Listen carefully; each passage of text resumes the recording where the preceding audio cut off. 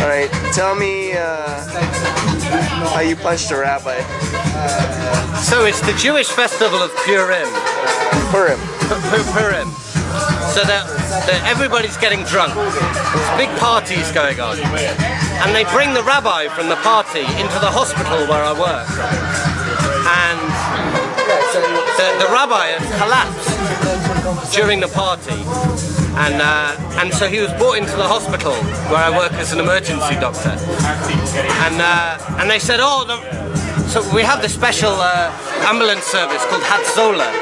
Yes. Specifically for the Jewish community. So they bring in the rabbi, who's a big rabbi in Hackney. You know, I don't know, but apparently he's the big rabbi. And they bring him in and they say the rabbi has collapsed during the party. And they were thinking, you know, it's because he's drunk alcohol, because he only does it once a year. And he comes in and he's kind of completely flat out on the bed. So I go in and I check his pulse. And I realised his heart isn't beating. So in an instant, smack him on the chest, and suddenly he wakes up. And it's like, oh! But then he immediately goes back down. And so I realised that his heart's not working. So we take a heart trace, an EKG, and we hook him up to this monitor, which gives him electric shocks into his heart to cause a heartbeat. So the rabbi sat there, and every second or so he's receiving an electric shock, because if we don't give him the electric shock, his heart stops. Right.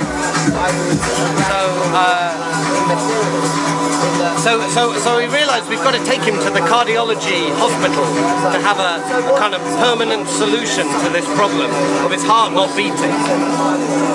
So we put him in the back of the ambulance, and all the time he's having these shocks every 1.5 seconds to make his heart beat. So we're in the back of the ambulance, we're driving across London, you know, kind of through all the streets. But the thing is, Hatzola, the Jewish ambulance, they're not so accustomed to transporting acutely sick patients. So they don't know the fucking way to the cardiology hospital. So they're like on Google Maps, and you know, we basically get lost in the middle of London. So we're kind of halfway there, and suddenly I hear this noise. I'm like, what the fuck is this noise? And I look down at my monitor, this machine which is giving the rabbi the shocks.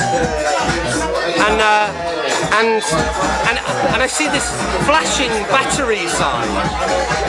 And I'm like, what the fuck is this? My machine is running out of battery. And then so this really loud noise is going on, and then suddenly it stops. And I look at the rabbi, and the rabbi's like this. Oh, fuck. And I look around for our power lead. But of course I'd forgotten the power lead, because, I don't know, it was pretty hectic, and you know, you can forget things easily, and I'd forgotten the power lead. So the rabbi is out like this. So, in substitute of the machine that gives the electricity, you can punch the chest of the patient to make the heart start. So I bash the rabbi in the chest, and he wakes up. He's like, hi! But then he only gets one beat. You know? So I'm there, every beat, punching the rabbi, and he's waking up like this. Hi! What are you doing? Hi! Stop it! Hi! Leave me alone! Hi! Hi, mate! Hi!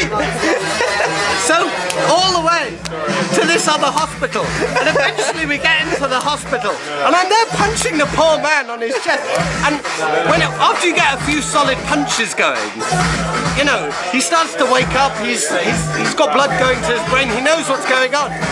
I'm punching him. Why are you punching me? Why? I said, I've just got to punch you. You know, I've just got to keep going.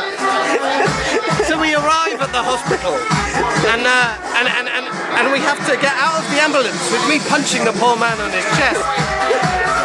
And we eventually get up to the cardiology unit, and me still punching the guy, and eventually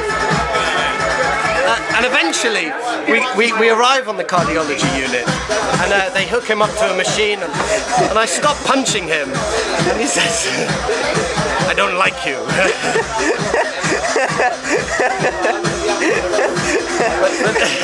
but following that, you know, the guys on Hat Solar, they always remember me, at least, for the man who The man who punched the rabbi. punched the rabbi a lot. Oh man, that is an awesome story. I was expecting something else. I was like, oh man, I don't know if I can talk. What's your name, man? James. James?